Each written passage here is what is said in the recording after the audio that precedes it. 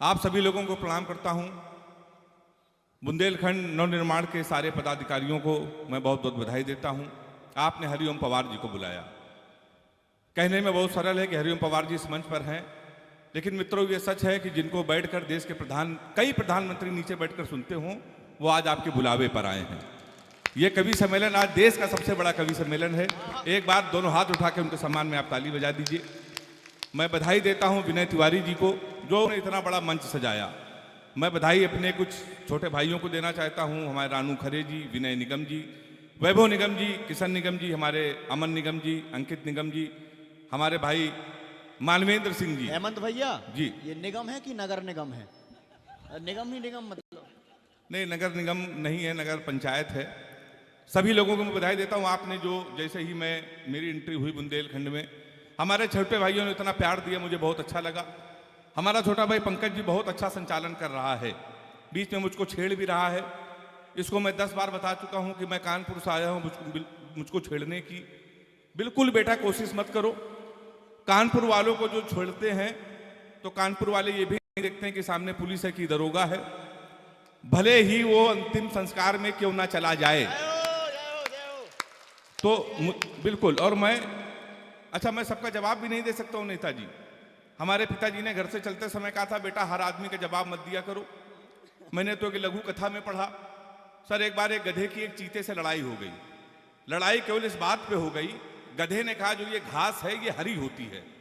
गधे ने कहा, गधे ने कहा ये घास नीली होती है। चीते ने कहा नीली नहीं होती है, घास हरी होती है। उसने कहा नीली होती, उसने कहा हरी होती है। दोनों लोगों में इतनी लड़ाई हुई कि मारपीट हो गई। चीते ने कहा इसका फैसला हमारे महाराजा करेंगे। राजा जंगल के महाराज के पास गए, शेर साहब सो रहे थे, तो शेर ने कहा क्या हो गया? तो चीते ने कहा 1 घंटे से गधा हमसे झगड़ा कर रहा है, कह रहा है ये घास नीली होती है, हमने कहा घास हरी होती है, महाराज आप ही फैसला कीजिए। शेर ने कहा ये गधा बिल्कुल सही कह रहा है, घास नीली ही होती है, और इस चीते को 2 साल के लिए जेल में डाल दो, उसका खाना पीना बंद। तो चीते ने कहा आप ऐसा फैसला क्यों कर रहे हैं? तो शेर ने कहा कि जो इंसान गधे से बहस करे, एक बार दोनों हाथ उठा के ताली बजा दीजिए। तो मैं सबका जवाब दे नहीं सकता, हमारी पूरी युवा टीम खड़ी है, हमारा फैजल भाई बहुत बढ़िया है, मैं बधाई देता हूं। इतनी राइफल पहली बार मैं जीवन में देख रहा हूं। आज जहां पर युवा मोर्चा वाले लोग पहुंच जाएं तो राइफल पहुंच ही जाती है।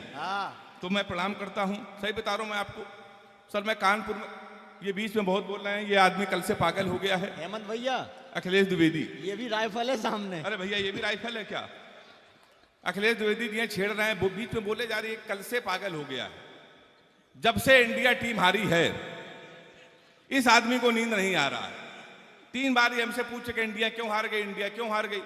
हमने कहा भाई साहब पहला मैच हुआ था तो 3 विकेट पहले गिर गए थे, केएल राहुल ने जिता दिया था।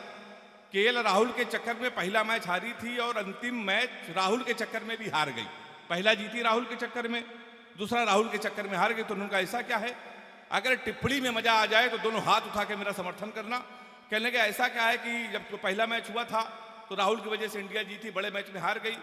हमने कहा भाई साहब नगर निगम का चुनाव होगा, पार्षद का चुनाव होगा, वो राहुल की वजह से आप जीत सकते हैं। जिस दिन केंद्र का चुनाव होगा इंडिया राहुल की वजह से ही हारेगी।